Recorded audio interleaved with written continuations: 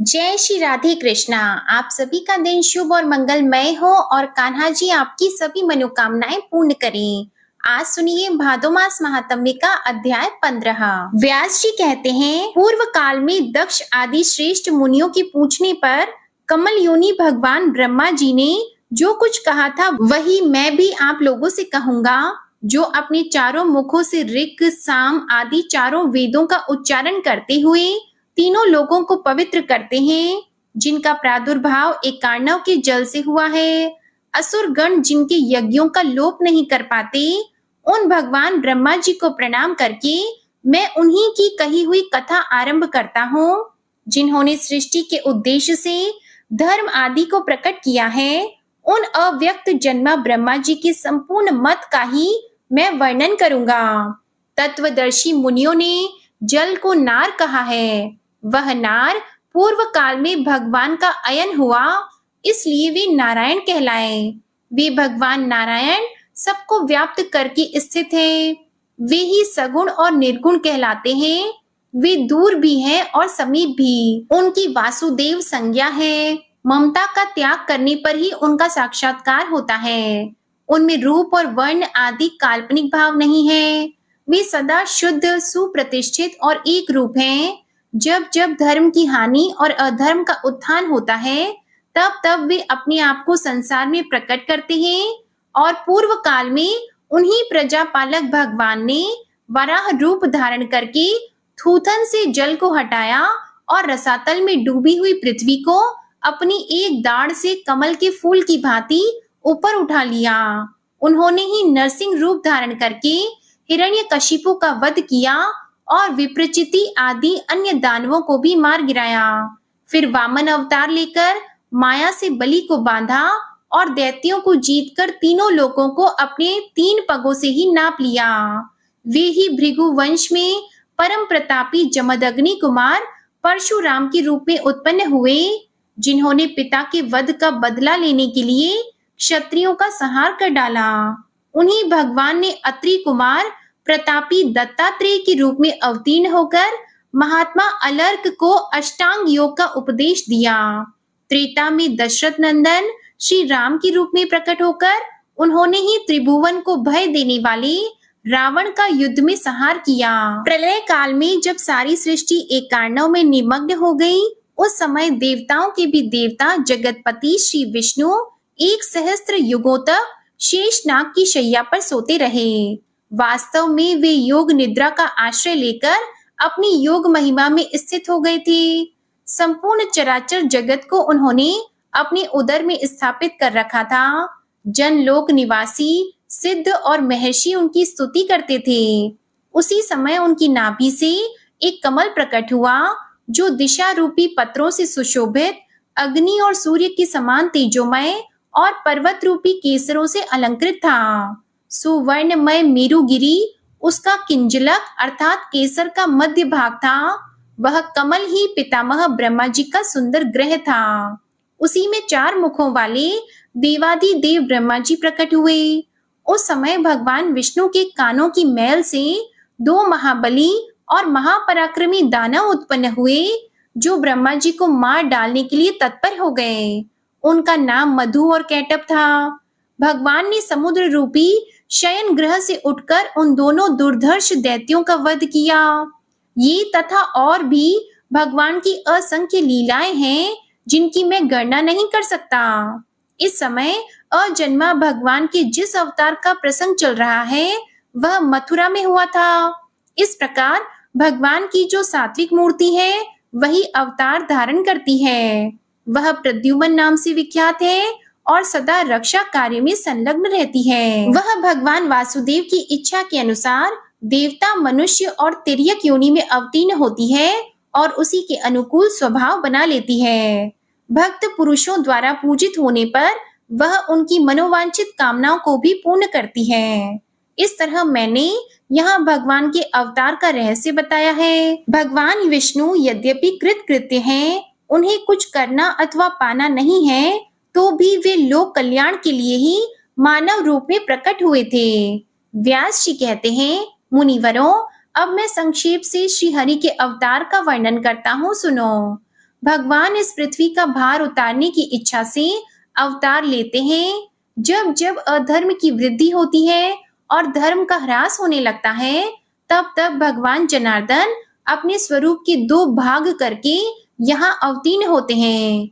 साधु पुरुषों की रक्षा, धर्म की स्थापना, दुष्टों तथा अन्य देवद्रोहियों का दमन और प्रजा वर्ग का पालन करने के लिए वे प्रत्येक युग में अवतार धारण करते हैं। पहले की बात है, यह पृथ्वी अत्यंत भार से पीड़ित होकर मेरु पर्वत पर देवताओं के समाज में गई और ब्रह्मा आदि सभी देवताओं को प्रणाम करके खेद एवं करुणा मिश्रित वाणी में अपना सब हाल सुनाने लगी। सुवर्ण के गुरु अग्नि, गौओं के गुरु सूर्य तथा मेरे गुरु संपूर्ण लोकों के वंदनीय भगवान नारायण हैं। इस समय ये काल नेमी आदि दैत्य मृत्यु लोक में जन्म लेकर दिन रात प्रजा को कष्ट देते रहते हैं। सर्वशक्तिमान भगवान विष्णु ने जिस काल नेमी नामक महान असुर का वध किया था, वही अब उग्रसेन कुमार कंस के रूप में उत्पन्न हुआ है। अरिष्ट, धेनु, केशी, प्रलंब, नरक, सुंदरासुर, अत्यंत भयंकर बलि कुमार, बाणासुर तथा और भी जो महापराक्रमी दुरात्मा दैत्य राजाओं के घर में उत्पन्न हुए हैं, उनकी मैं गणना नहीं कर सकती। दिव्य मूर्तिधारी देवताओं, इस समय मेरे ऊपर महाबली और गर्वीले दैत्यों की अनेक अक्षौहिणी सेनाएं हैं। सुरेश्वरों, मैं आप लोगों को बताए देती हूँ कि उन दैत्यों के भारी भार से पीड़ित होने के कारण अब मुझ में अपने को धारण करने की भी शक्ति नहीं रह गई। अतः आप लोग मेरा भार उतारिए। पृथ्वी का यह वचन सुनकर संपूर्ण देवताओं ने उसका भार उतारने के लिए ब्रह्मा जी को प्रेरित किया। तब ब्रह्मा जी बोले, देवताओं, पृथ्वी जो कुछ कहती है वह सब ठीक है। वास्तव में मैं, महादेव जी और तुम लोग सब भगवान नारायण के ही स्वरूप हैं।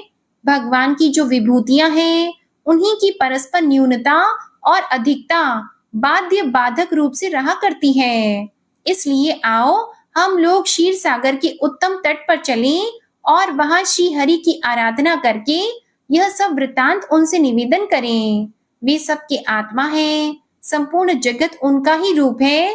वे सदा ही जगत का कल्याण करने के लिए अपने अंश से अवतार लेकर धर्म की स्थापना करते हैं। ऐसा कहकर ब्रह्मा जी संपूर्ण देवताओं के साथ क्षीर सागर के तट पर गए और एकाग्रचित होकर भगवान गरुड़ ध्वज की स्तुति करने लगे। ब्रह्मा जी बोले, सहस्त्र मूर्ते आपको बारंबार नमस्कार है। भगवान, आप सूक्ष्म से भी अत्यंत सूक्ष्म, परम महान और बड़े बड़े गुरुओं से भी अधिक गौरवशाली हैं। आप प्रकृति, महतत्व, अहंकार तथा वाणी के भी प्रधान मूल हैं। अपरा प्रकृतिमय संपूर्ण जगत आपका ही स्वरूप है। आप हम पर प्रसन्न होइए। देव, यह पृथ्वी आपकी शरण में आई है। इस समय भूतल पर जो बड़े बड़े असुर उत्पन्न हुए हैं, उनके द्वारा पीड़ित होने से इसके पर्वत रूपी बंधन शिथिल पड़ गए हैं। आप संपूर्ण जगत के परम आश्रय हैं। आपकी महिमा अपरंपार है। अतः यह वसुधा अपना भार उतरवाने के लिए आपकी ही सेवा में उपस्थित हुई है। हम लोग भी यहाँ उपस्थित हुए हैं। ये इंद्र, दोनों अश्विनी कुमार, वरुण, रुद्र, वसु, आदित्य, वायु, अग्नि तथा अन्य संपूर्ण देवता यहाँ खड़े हैं। हे देवेश्वर, मुझे तथा इन देवताओं को जो कुछ करना हो उसके लिए आज्ञा दीजिए। आपके ही आदेश का पालन करते हुए हम लोग सदा संपूर्ण दोषों से मुक्त रहेंगे। श्री ब्रह्मा जी की इस प्रकार स्तुति करने पर परमेश्वर भगवान श्री विष्णु ने अपने श्वेत और कृष्ण दो केश उखाड़े और देवताओं से कहा, मेरे ये दोनों केश ही भूतल पर अवतार लेकर पृथ्वी के भार और क्लेश का नाश करेंगे। संपूर्ण देवता भी अपने अपने अंश से पृथ्वी पर अवतीर्ण होकर पहले से उत्पन्न हुए उन्मत्त दैत्यों के साथ युद्ध करें। इसमें संदेह नहीं कि नाना प्रकार के अस्त्र शस्त्रों से चूर्ण होकर संपूर्ण दैत्य नष्ट हो जाएंगे। वसुदेव की पत्नी जो देवकी देवी है, उनके 8वें गर्भ से मेरा यह श्याम केश प्रकट होगा। भूतल पर अवतीर्ण होकर यह काल नेमी के अंश से उत्पन्न हुए कंस का वध करेगा। ऐसा कहकर भगवान श्री हरि अंतर्ध्यान हो गए। अदृश्य हो जाने पर उन परमात्मा को प्रणाम करके संपूर्ण देवता मेरु पर्वत के शिखर पर चले गए और वहां से पृथ्वी पर अवतीर्ण हुए।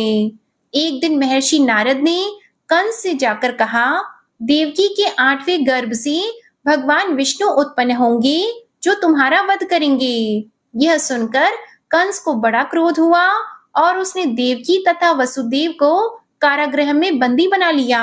वसुदेव ने यह प्रतिज्ञा की थी कि देवकी के गर्भ से जो जो पुत्र उत्पन्न होगा उसे मैं स्वयं लाकर दे दिया करूंगा।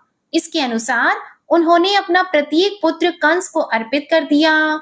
सुना गया है प्रथम उत्पन्न हुए 6 गर्भ हिरण्यकशिपु के पुत्र थे, जिन्हें भगवान विष्णु की प्रेरणा से योग निद्रा ने क्रमशः देवकी के उदर में स्थापित कर दिया था। योग निद्रा भगवान विष्णु की महामाया है, जिसने अविद्या रूप से संपूर्ण जगत को मोहित कर रखा है।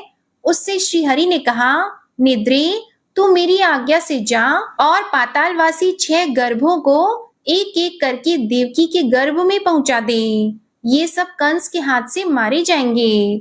इसके बाद मेरा शेष नामक अंश अपने अंशांश से देवकी के उदर में 7वें गर्भ के रूप में प्रकट होगा। वसुदेव जी की दूसरी पत्नी रोहिणी आजकल गोकुल में रहती है। तू प्रसव काल में वह गर्भ रोहिणी के ही उदर में डाल देना। उसके विषय में लोग यही कहेंगे कि देवकी का 7वां गर्भ भोजराज कंस के डर से गिर गया। गर्भ का संकर्षण होने से रोहिणी का वह वीर पुत्र लोक में संकर्षण नाम से विख्यात होगा। उसके शरीर का वर्ण श्वेतगिरी के शिखर की भांति गौर होगा। इसके बाद मैं देवकी के उदर में प्रवेश करूंगा। उस समय तुझे भी यशोदा के गर्भ में अविलंब प्रवेश करना होगा। वर्षा ऋतु में श्रावण मास की कृष्ण पक्ष की अष्टमी तिथि को आधी रात के समय मेरा प्रादुर्भाव होगा और तू 9वीं तिथि में यशोदा के गर्भ से जन्म लेगी। उस समय वसुदेव मेरी शक्ति से प्रेरित होकर मुझे तो यशोदा की शैया पर पहुंचा देंगे और तुझे देवकी के पास लाएंगे। फिर कंस तुझे लेकर पत्थर की शिला पर पछाड़ेगा, किंतु तू उसके हाथ से निकलकर आकाश में ठहर जाएगी। ऐसा करने पर इंद्र मेरे गौरव का स्मरण करके तुझे 100 बार प्रणाम करेंगे और विनीत भाव से अपनी बहन बना लेंगे। फिर तू शुंभ और निशुंभ आदि सहस्त्रों दैत्यों का वध करके अनेक स्थान बनाकर सारी पृथ्वी की शोभा बढ़ाएगी।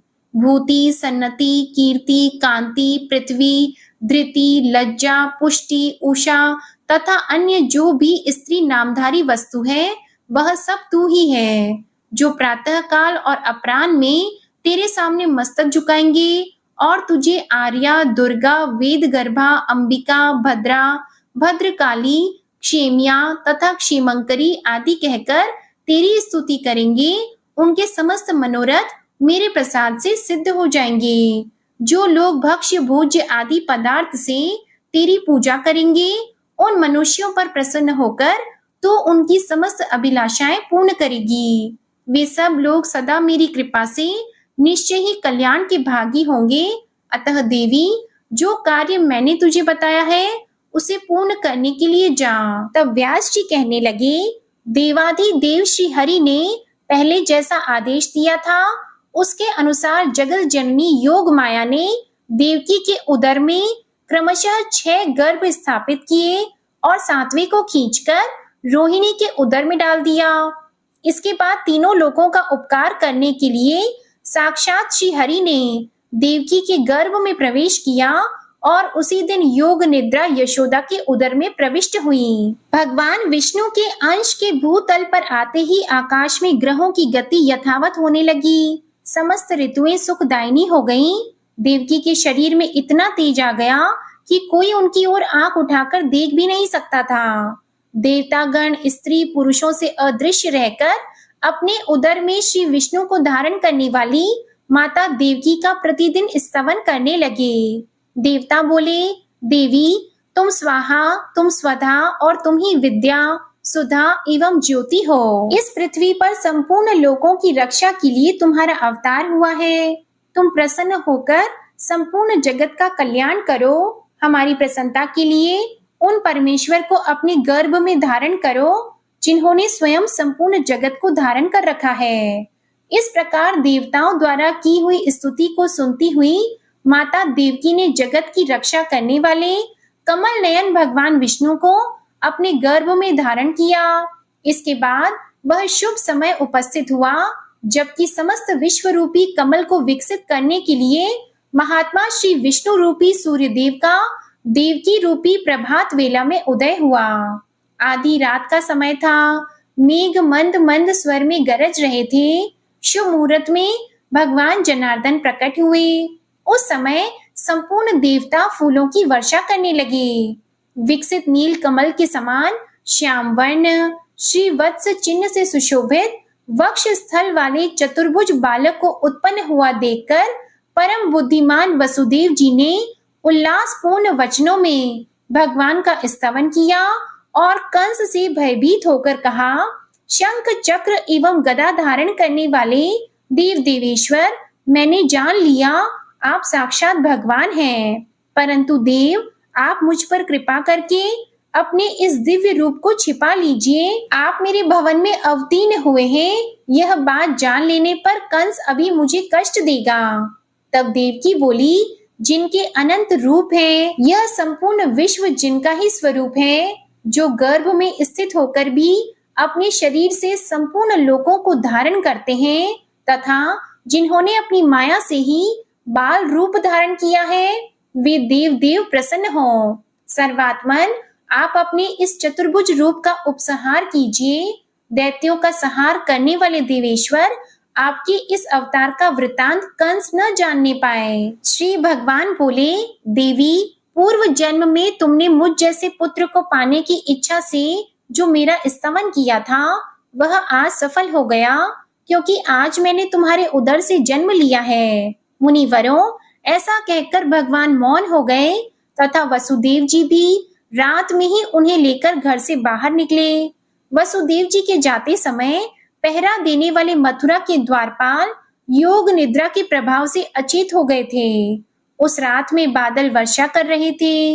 यह देखकर शेषनाग ने छत्र की भांति अपने फणों से भगवान को ढक लिया और वे वसुदेव जी के पीछे पीछे चलने लगे। मार्ग में अत्यंत गहरी यमुना बह रही थी। उनके जल में नाना प्रकार की सैकड़ों लहरें उठ रही थी, किंतु भगवान विष्णु को ले जाते समय वे वसुदेव जी के घुटनों तक होकर बहने लगी। वसुदेव जी ने उसी अवस्था में यमुना को पार किया। उन्होंने देखा नंद आदि बड़े बूढ़े गोप राजा कंस का कर लेकर यमुना के तट पर आए हुए हैं। इसी समय यशोदा जी ने भी योग माया को कन्या रूप में जन्म दिया, परंतु वे योग निद्रा से मोहित थी, अतः पुत्र है या पुत्री इस बात को जान न सकी। प्रसूति गृह में और भी जो स्त्रियां थीं, वे सब निद्रा के कारण अचेत पड़ी थी। वसुदेव जी ने चुपके से अपने बालक को यशोदा की शैया पर सुला दिया और कन्या को लेकर तुरंत लौट आए। इसके बाद जो कुछ भी हुआ, इसका वृतांत आप अगले अध्याय में सुनिएगा। अब आप सुनिए श्री कृष्ण चालीसा पाठ। बंशी शोभित कर मधुर, नील जलद तन श्याम, अरुण अधर जनुबिंब फल, नयन कमल अभिराम, पूर्ण इंद्र अरविंद मुख, पीतांबर शुभ साज, जय मनमोहन मदन छवि, कृष्ण चंद्र महाराज। जय यदुनंदन जय जगवंदन, जय वसुदेव देवकी नंदन, जय यशोदा सुत नंद दुलारे, जय प्रभु भक्तन की द्रुग तारे, जय नट नागर नाग नथैया, कृष्ण कन्हैया धेनु चरैया, पुनि नख पर प्रभु गिरिवर धारो, आओ दीनन कष्ट निवारो, वंशी मधुर अधर धरि टेरो, होवे पूर्ण विनय यह मेरो, आओ हरि पुनि माखन चाखो, आज लाज भारत की राखो, गोल कपोल चिबुक अरुणारी, मृदु मुस्कान मोहिनी डारी, राजित राजीव नयन विशाला, मोर मुकुट वैजंती माला, कुंडल श्रवण पीतपट आछे कटी किंकिणी काचनि काछे नील जलज सुंदर तनु सोहे छवि लखी सुर नर मुनि मन मोहे मस्तक तिलक अलक घुंघराले आओ कृष्ण बांसुरी वाले करि पय पान पुत नहीं तारियो अका बका का गासुर मारियो मधुवन जलत अगिन तब ज्वाला भय शीतल लखतहि नंद लाला सुरपति जब ब्रज चढ़ साई मूसर धार वारी वर्षाई लगत लगत व्रज चहन बहायो गोवर्धन नख धारी बचायो लखी यशोदा मन भ्रम अधिकाई मुख मंद 14 भुवन दिखाई दुष्ट कंस अति उधम मचायो कोटि कमल जब फूल मंगायो नाथी कली यहीं तब तुम लीन है चरण चिन्ह दे निर्भय कीन है करि गोपिन संग रास विलासा सबकी पूर्ण करि अभिलाषा केतिक महा असुर संहार्यो कंस ही केस पकड़ी दे मारियो मात पिता की बंदी छुड़ाई उग्रसेन कह राज दिलाई महिषी मृतक छहो सुत लायो मातु देव की शोक मिटायो भौमासुर मुर दैत्य सहारी लाए 10 सहस कुमारी देवी मही तृण चीर सहारा जरा सिंधु राक्षस कहि मारा असुर बकासुर आदिक मारियो भक्तन के तब कष्ट निवार्यो दीन सुदामा की दुख टारियो तंदुल 3 मूठ मुख डारियो। श्री कृष्ण चालीसा समाप्त होती है। प्रेम से बोलिए भगवान श्री कृष्ण की जय, गौ माता की जय। आपको ये कथा पसंद आई हो तो वीडियो को लाइक कीजिएगा, शेयर कीजिएगा, कमेंट में भगवान श्री कृष्ण जी की जय लिखिएगा और चैनल को जरूर सब्सक्राइब कीजिएगा। इसी के साथ आज आप हमारे चैनल पर मंगलवार की व्रत कथा भी जरूर सुनिएगा। और जो भी भक्तजन श्रीमद् भागवत महापुराण की कथाएं सुनना चाहते हैं तो हमारे दूसरे चैनल वामिका साधना को सब्सक्राइब करके आप वहां पर नित्य नियम से भागवत की कथाएं भी सुन सकते हैं। प्रेम से बोलिए भगवान श्री राधे कृष्ण की जय।